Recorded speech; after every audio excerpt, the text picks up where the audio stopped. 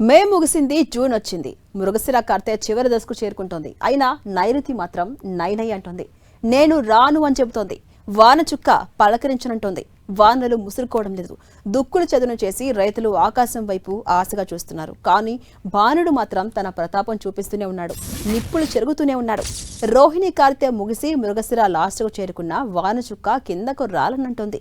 మే చివరి వారంలోనే తెలుగు రాష్ట్రాల్లో విస్తరించాల్సిన రుతుపవనాలు కదలడం లేదు. నైరుతి రుతుపవనాలు విస్తరించకపోవడం, ఆశించిన వర్షాలు కురవకపోవడంతో వాతావరణ పరిస్థితులు కఠినంగా మారుతున్నాయి. నిన్నటికి 28% లోటు వర్షపాతం కొనసాగుతోంది. ఈ నెల 8న రుతుపవనాలు రాష్ట్రాన్ని తాకిన 10 రోజులైనా ఆశించినంత ముందు కదలడం లేదు. మరోవైపు ఈసారి జులై మినహా వానాకాలంలో మెరుగైన పరిస్థితులు కష్టమేనని నిపుణులు చెబుతున్నారు. అయితే తెలంగాణలో తీవ్ర లోటు వర్షపాతం కొనసాగుతోంది. సాధారణంగా వానలు ఆలస్యమైన జూన్ 2వ వారం ముగిసేసరికి పరిస్థితి సాధారణ స్థాయికి చేరుకుంటుంది.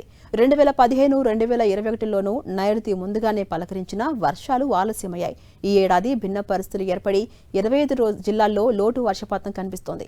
జూన్ 19 నాటికి సాధారణ వర్షపాతం 76.3 మిల్లీమీటర్లు నమోదు కావాల్సి ఉండగా 54.6 మిల్లీమీటర్లు మాత్రమే నమోదైంది. అయితే ఈసారి ఇప్పటి వరకు 11 జిల్లాల్లో తీవ్రమైన లోటు కనిపిస్తోంది. అత్యధికంగా పెద్దపల్లి జిల్లాలో 74% లోటు వర్షపాతం ఉంది. ఈ జిల్లాలో 19వ తేదీ నాటికి 91.5 మిల్లీమీటర్ల వర్షం కురవాల్సి ఉండగా 23.6 మిల్లీమీటర్ల మాత్రమే కురిసింది. అలాగే వరంగల్ 70%, హనుమకొండ 70%, సిద్దిపేట 64%, నిర్మల్ 63%, ఆదిలాబాద్ 63%, యాదాద్రి భువనగిరి 62%, నిజామాబాద్ 56%, మహబూబాబాద్ 55%, జగిత్యాల 55%, మంచిర్యాల 50%తో తీవ్రమైన లోటు కనిపిస్తోంది. ఈ వానాకాలంలో రాష్ట్రంలో 20% లోటు తప్పదని వాతావరణ నిపుణులు సూచిస్తున్నారు.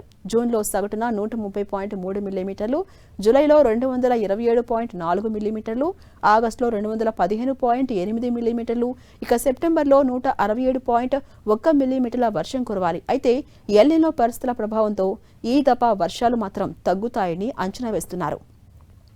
ఇక తెలంగాణలో జులైలో వానలు కొంతవరకు బాగానే ఉంటాయని భారత వాతావరణ శాఖ అంచనా వేసింది. ఆగస్టు, సెప్టెంబర్లో మాత్రం లోటు ఏర్పడుతుందని చెబుతోంది. నిర్మల్, ఆదిలాబాద్, ఆసిఫాబాద్, మంచిర్యాల, గద్వాల, నాగర్ కర్నూల్ ఈ పరిసర జిల్లాల్లో 30% లోటు నమోదు కావచ్చని ఐఎండీ అంచనా వేసింది.